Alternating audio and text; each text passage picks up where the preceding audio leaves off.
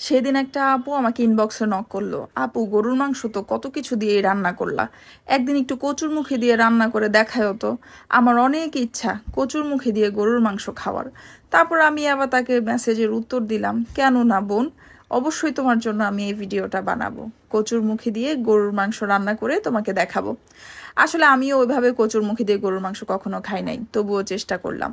তারপর একটা ছোট্ট কড়াইয়ের মধ্যে কয়েকটা এলাচি, দারচিনি আর অল্প একটু জিরা দিয়ে ভালো করে টেলে পাটার মধ্যে আমি বেটে এগুলোকে গুঁড়া করে নিতেছি।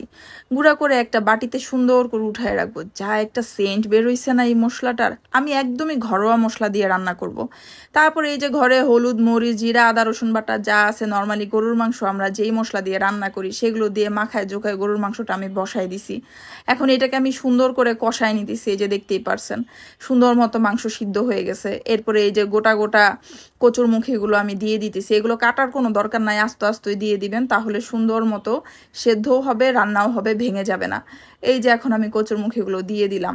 তারপরে মাংসর সাথে এগুলোকে আমি 10 মিনিট কষায় নিব।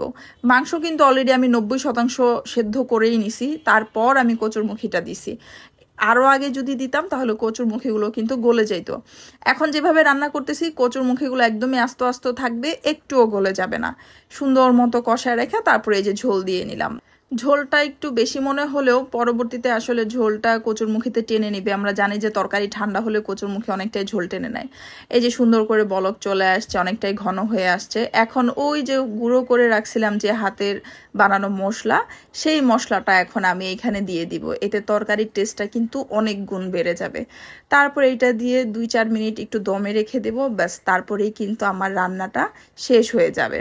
এই যে দেখতেই পাচ্ছেন অনেকটাই ঘন ঘন হয়ে আসছে ঝোলটা। এই ঝোলটা দিয়ে ভাত খেতে কি যে ভালো লাগবে। আর দেরি করতে পারতেছি না, ভাতের মধ্যে নিয়ে নিলাম তরকারি। এক হাতে ভিডিও করতেছি, এক হাতে তরকারি নিতেছি, কারণ আমাকে এই মুহূর্তে হেল্প করার মতো কেউ নাই, মানে কোনো ক্যামেরাম্যান নাই আমার আশেপাশে।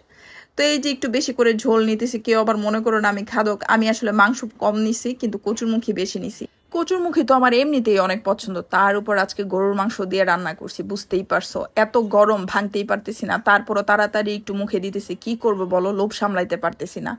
যাই হোক, তোমরাও বাসায় এভাবে রান্না করো আর খেয়ে বইলো কেমন হয়েছে।